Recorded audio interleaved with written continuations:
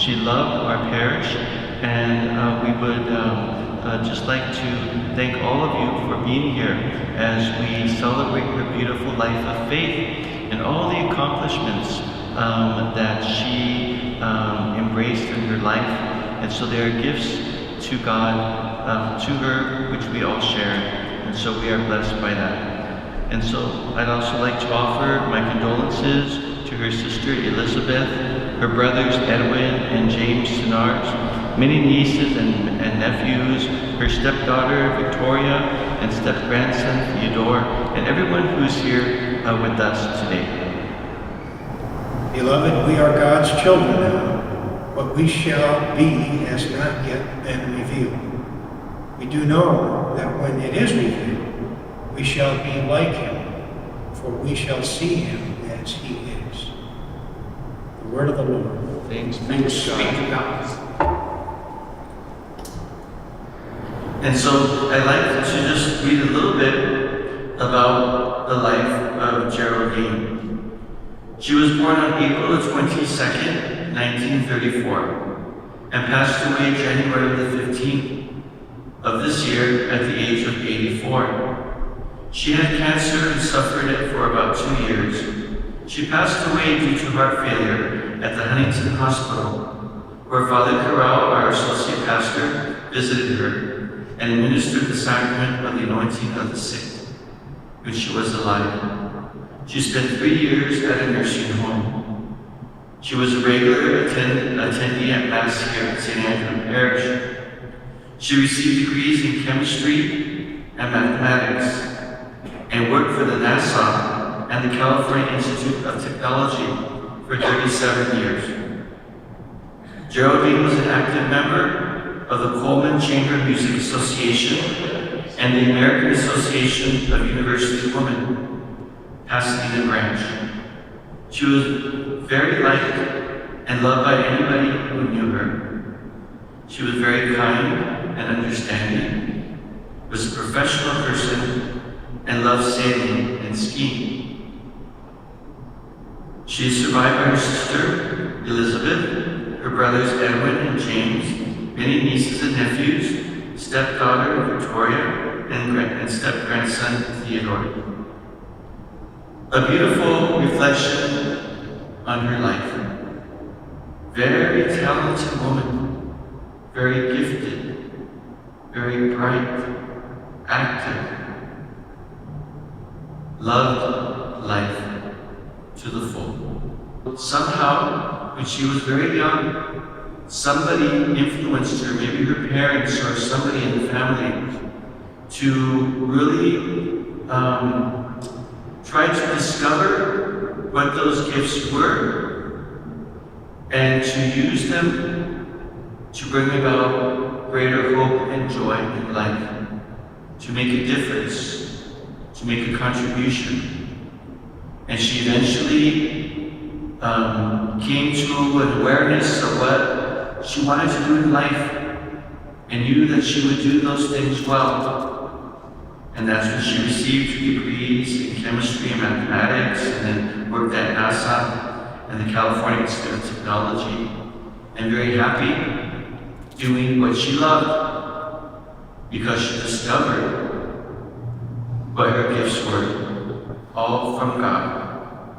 And so I know that every time she would come to Mass and she would sit over there by the confessionals, and she would be very quiet, and she would be very meditative. I know that she was really communing with God. And she was speaking to the Lord, listening to the Lord, and seeing how He was calling her to live her life in adulthood and in retirement. And this is what makes our faith so special, and this is why we celebrate her and thank God for her. And I'm so glad that we bring her ashes back to this very, very special place. She loves St. Andrew. This was her spiritual home. Hardly ever missed Mass. And this is what we need to thank God for. And to thank those, maybe her parents and other relatives who planted the seeds of faith in her life and were able to speak to her about God and about the church and about faith And she accepted that, and she became a very, very good Catholic Christian woman.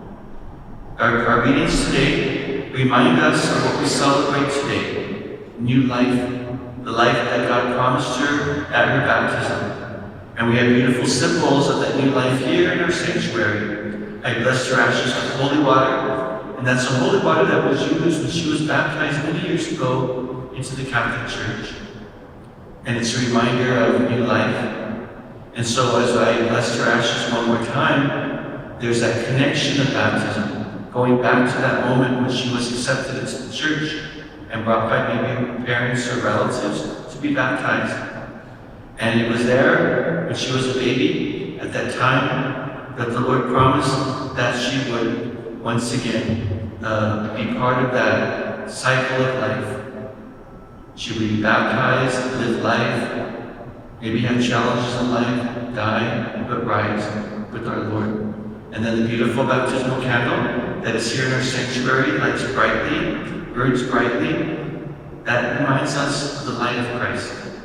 That maybe these last few years in her life were difficult for her. She suffered cancer, very difficult disease, and she maybe felt very tired and very sick and not well.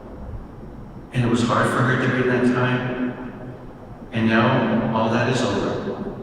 All that she sees right now is a life that's joyful, free of pain and suffering. And she sees the light burning brightly right before her, representing Jesus Christ, who will escort her to her new home. And so these are beautiful baptismal symbols. And then at the end of Mass, I will bless her ashes once again with the holy water, and also with incense, which is a beautiful symbol of our prayers rising to the Lord, and all of our prayers for her and for her journey back home to the Lord. And so today we thank God for these beautiful readings which remind us of His new life, that we not despair, that we have hope, that we have joy, as He reminds us that all who are baptized into Christ were also baptized into His death and resurrection. Amen. Comfort us, your sorrowing servants, who seek to do your will and to know your saving peace. We ask this through Christ our Lord. Amen. Amen. You can take a seat.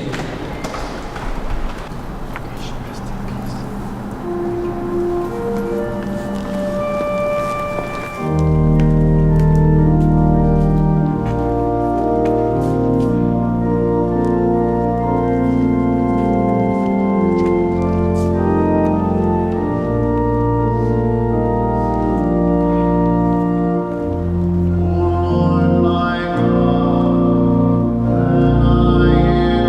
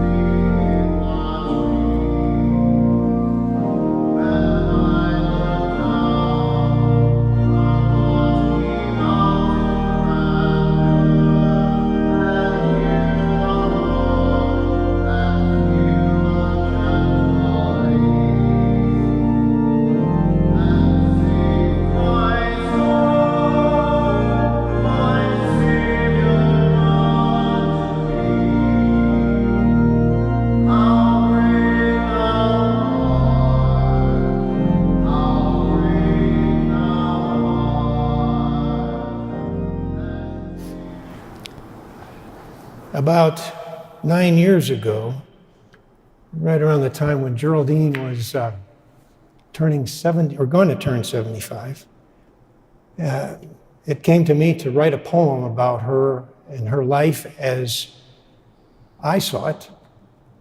And so I did. And I presented it to her, and, you know, I didn't expect a lot of jumping up and down, but she said, "You've summarized my entire life in a one-page poem. Thanks." So what I thought I would do is dust off that poem and use it today in her honor and her memory. And but there are some terms in here that are specific to the family, and I just need to explain a little bit before I read the whole text. It's called The Girl from Roseland. Roseland, the family grew up on the south side of Chicago. We're of a poor blue-collar family. Our father, Edwin, worked in a metal worker in a machine shop. Mother, Ann, was an expert seamstress who made beautiful handmade lampshades that were popular at that time, custom made. And during the war, she made custom-made wing tanks for airplanes during World War II. So, but Geraldine worked hard during that time. She was a very smart person. And I remember her, in fact, she got a scholarship to go to college. And I remember her telling me how she would be waiting for a streetcar on the corner in the middle of Chicago winter with the snow and the cold. But she persevered, and she kept going, and she made good use of that scholarship, and she finished. And it got her where she ended up in life. So there's a few things that I wanted to point out. St. Louis Academy was her high school. St. Xav's is short for St. Xavier College that she attended. And Sherwin-Williams, the paint company, was her first job out of school that she worked in the lab there. And lead-free floors. When she worked at Caltech, she had to work in a clean lab because it had to be completely free of any type of lead contamination that would interfere with the results of the samples that they took. And Procals, you may remember, some of you may remember the term Procals. It was popular back in the 60s. When she first moved out here, she was just bubbly about, oh, Procals did this and Procals did that. I guess it was just people who were very enthusiastic about the life and the lifestyle in Southern California. And Mr. Jones is a gentleman that Geraldine at one point was quite fond of. And silver turquoise stones were referred to the jewelry that she enjoyed wearing. So this is the girl from Roseland. St. Louis Academy, Sherwin-Williams, St. Xav's.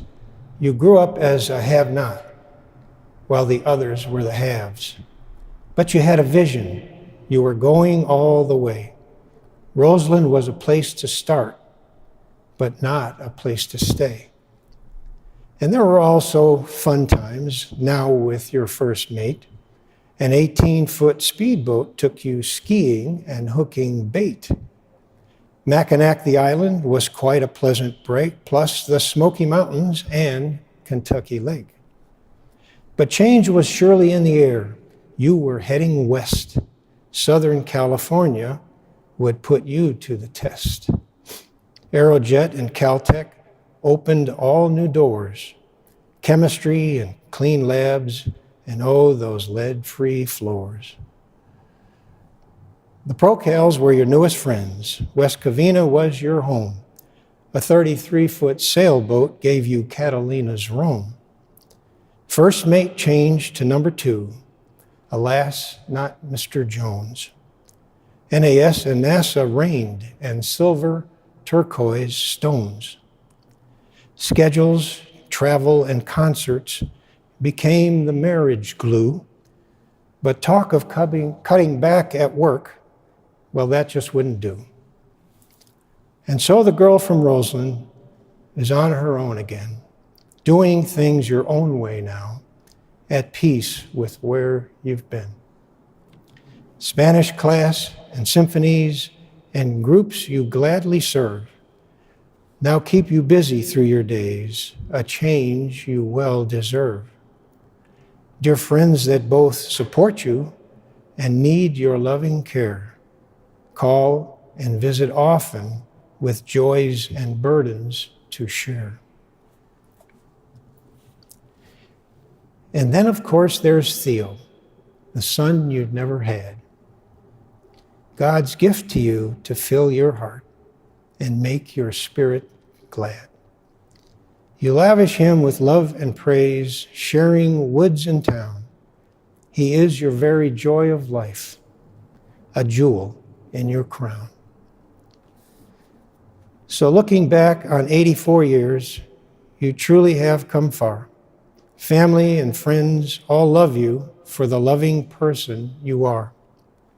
But most of all, we pray the Lord will bless and keep you near, and that you will seek him for all that you hold dear. So farewell, dear sister, Geraldine, Jerry. We will miss you.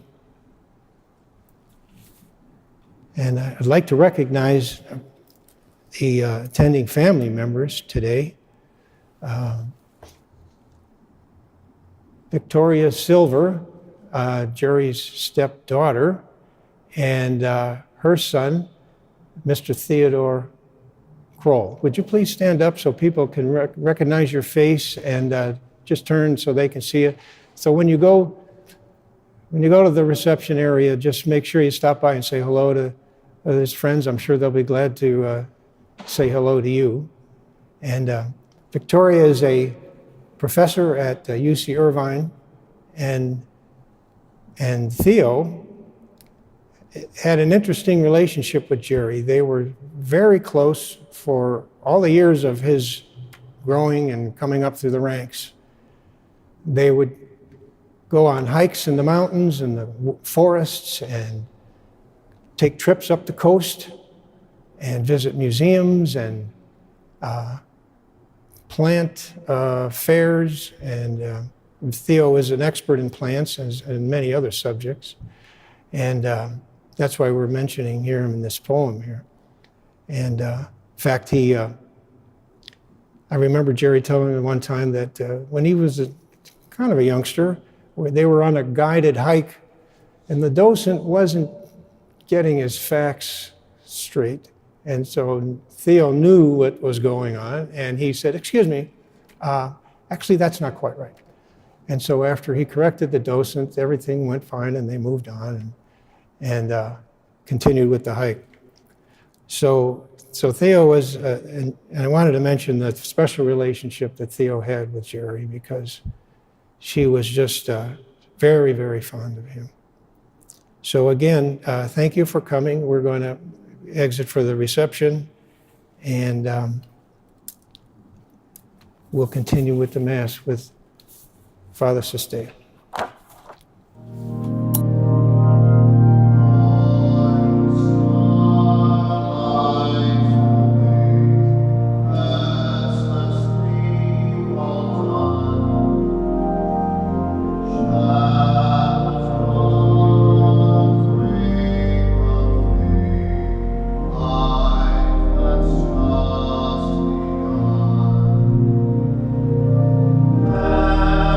Every tear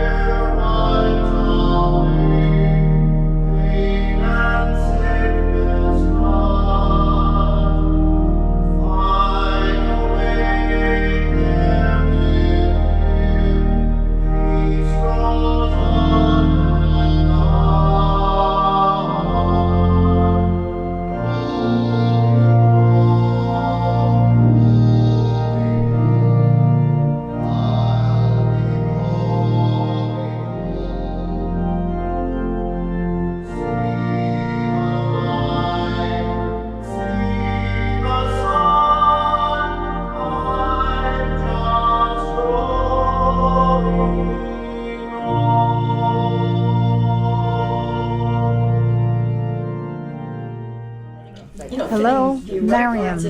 This is Valerie Lakeman. Thank you for calling me. I called you once in the past, and I remember how significant it was that you rescued your aunt and you put her in a different place. And from then on, things changed for the better. God bless you, Marion. That was wonderful. And your dad. That picture. I'm so happy to have met Jim. He reminds me of Geraldine. She was not only lovely, beautiful, attractive woman, bright and positive. She always had something good to say to me. I'll never forget her. And I met her at Cardiac Rehab, a wonderful place for hearts to mend. And we did. We did indeed. Thank you, dear, for inviting me. I wouldn't have missed it for anything. It looks like Love to you, and may God bless your family. Thank you. My name is Carolyn, and I just wanted to say that from the poem that Jim read, I got a whole idea of Jerry's life. I'm Helen Topp, and I met Geraldine at one of our luncheons in Pasadena at the Women's Club, AAUW. And I just admire this woman. You just, first of all, just see this beautiful woman, but she had a beautiful soul, too. And I'm so glad her family contacted me and that I could celebrate her life with friends and with family this morning. God bless her. Hi, I'm Susan Cain. I'm so sorry for your loss, but so happy to be here among Jerry's friends and reminisce a little bit. I've known Jerry from AUW for nearly 30 years, well over, between 25 and 30 years. One of my first friends, when I joined that organization, she was so welcoming to me. And when we started our Science Day for girls, Jerry was right there from the beginning, so unassuming about her own accomplishments in science, and yet really happy and energetic about supporting middle school girls in science, and so that's my lasting memory of Jerry. Hi, my name's Marie Finn, and I knew Jerry through AAUW, probably knew her for close to 20 years. I loved hearing she was so excited about doing activities with her grandson, and I heard about hikes and their activities and what she was looking forward to. It was a very great pleasure to know her. She was a lovely lady. I'm Susan Streeter, and I'm here today because Jerry was an AAUW member like I am, and she was just as beautiful on the inside as she was on the outside, and I admired her because she was so interested in others, and also I admired how she made the best of whatever came her way in life. And I'll remember those things for a long time. So it was a privilege to have known her. Thank you. Okay, I'm Carolyn Harris. I also knew Jerry through AAUW, just as Susan explained. And really, everything Susan said about Jerry, I can say, yes, that was Jerry. And I remember her very fondly. And I'm so happy to be able to be here today, to remember her, and to know that good friends have gathered to say goodbye to her. Gives me a great appreciation for the kind of person that Jerry was. My name is Vince Raher, and I knew Jerry for just a couple of years. We were both volunteering to help out at the Coleman Chamber Music competition, and in my time getting to know her, I came to appreciate her intelligence and her very sharp wit. She was good people, and I'd like to say she was also, I understand, very big in volunteering for the Coleman Chamber Music. She was part of the Friends of Coleman organization, and on behalf of the Coleman Chamber Music Association and its board of directors, Pictures and its executive director. I'd like to thank her for all of her years of service. Thank you.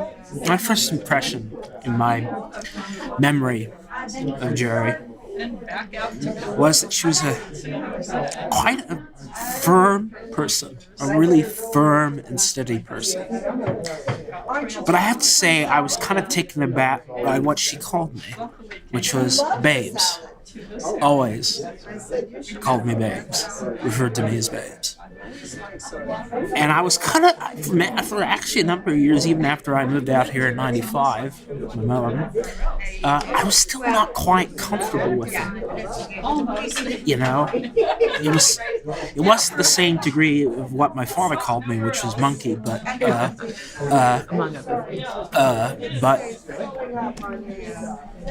she, let's say, I really came around, really started to enjoy her when I was about 7 years old. That's when I really started really just jiving well with her and starting to learn about the country, learn about what she'd done for most of her life, all the stories of her Sierra clubbing up in the High Sierra, the East Side, and, you know, in the Owens Valley. And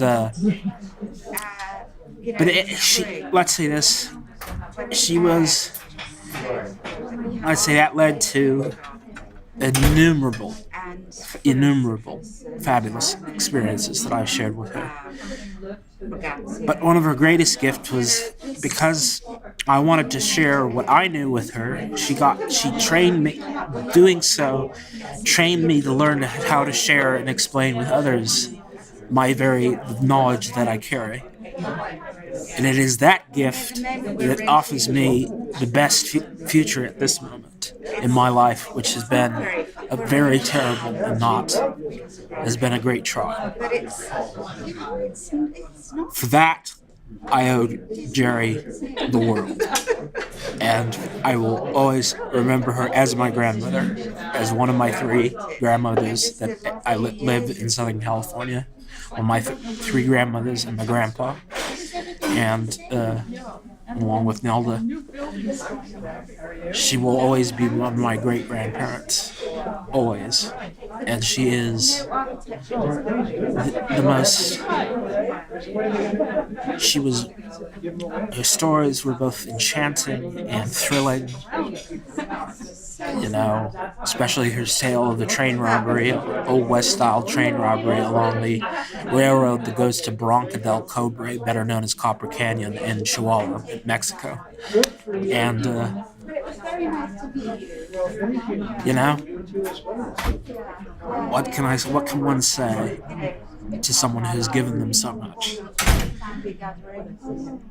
As I say, I owe the world to her. And that is all I can say. The other night, I dreamed Jerry was back. She was standing in the doorway of the next room, and she looked the way she always did when taking Theo off on some excursion or other, in white pants, long-sleeved shirt, and sneakers, silver-haired, and somehow entirely elegant, even in her rough gear. She was always immaculate.